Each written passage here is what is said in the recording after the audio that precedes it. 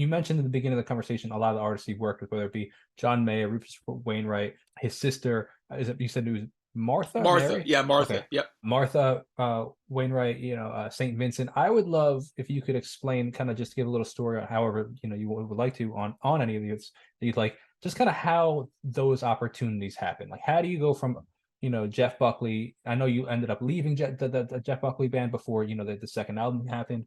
So like, how does then you go to John Mayer, then how do, like, much later, you go to St. Vincent, like how does, and you stayed with St. Vincent for a while actually. And Yeah. I was, doing again a bit of research, and some really cool gigs you played, man, from the Pitchfork Festival to, like, I believe it was the Letterman, something with Letterman. I don't exactly recall what it was.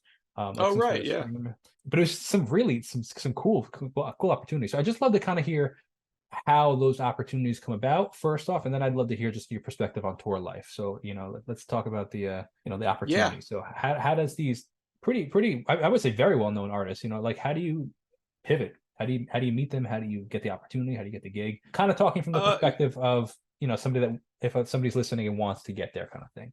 right. Yeah. It was I think, very convulsive, and none of it was planned. I was living in New York City, and I stayed in New York City, even though New York City was sometimes very uncomfortable for me because of the population density and things like this. That I found that very, and it was, mostly pavement, and difficult for me sometimes because of the feeling of it not having a lot of nature and quiet and space. But I stayed in New York, so that was one thing. I was kind of just in the middle of a very vibrant live music pre-internet culture. I would say this: one of the things I've always done is, you go out on tour, and or you play on a record, and it seems like the band that you're in is like your family or something like that, and it could last for a year, 2 years, 3 years. At some point, it either pauses, it goes on a long pause, or it ends. And one of the things I've always tried to do was sort of jump back into the whatever the context is in the place where I'm living, into the sort of like community, and just start playing and meeting people in a way. I hate to use the word bottom, but I mean, like, just kind of from the ground up would be like the what I mean. Like, so it would mean that, like, I'm not telling people to do this, believe me. I'm only saying this is what I've always Sure, done, what you've done, yeah. for better or for worse. Sure. That I wouldn't look at an artist and say, well, you need to be as successful, as this last person that I was associated with or something. It's like I kind of cringe at that, even to think of that. Sure.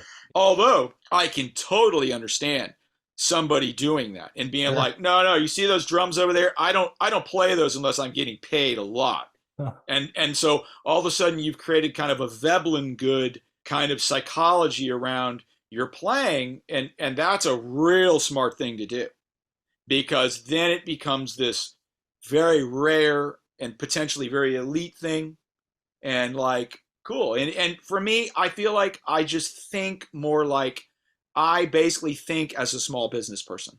Very interesting. And like, I just cannot. And I love rock stars. I think they're hilarious. I think they do funny shit. They have incredible, like, bravado and shit. I'm like, I've got none of that shit.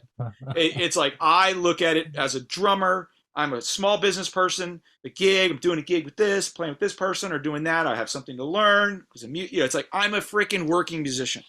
Hmm. So me, like, I'm a working musician who's done some things that are kind of like, that kind of seems rock star adjacent. But believe me, there's no Rolls Royce, there's no mansion, there's no Shark Tank swimming pools or whatever, or Yeah. Shark Tank bars or whatever it was on South Park. Yeah.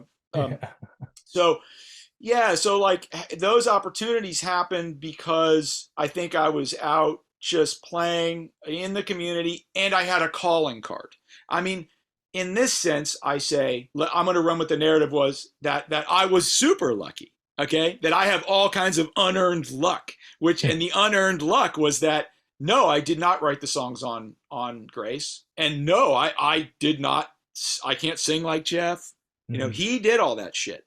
Sure. And I played drums on it. So my association with Jeff has been something that it's like a calling card. So in that sense, I feel super lucky and in a way undeserving. And I just sit back and go, damn, like, fuck, I don't deserve half the shit that, half the opportunities I've gotten, but I have that fucking calling card. Mm-hmm. And so people, basically, more people than I would have expected will trust me to play with them. Sure, They they sure. they feel like, you know what? He's not going to drop the ball. Cool. It's good enough for me. Sure.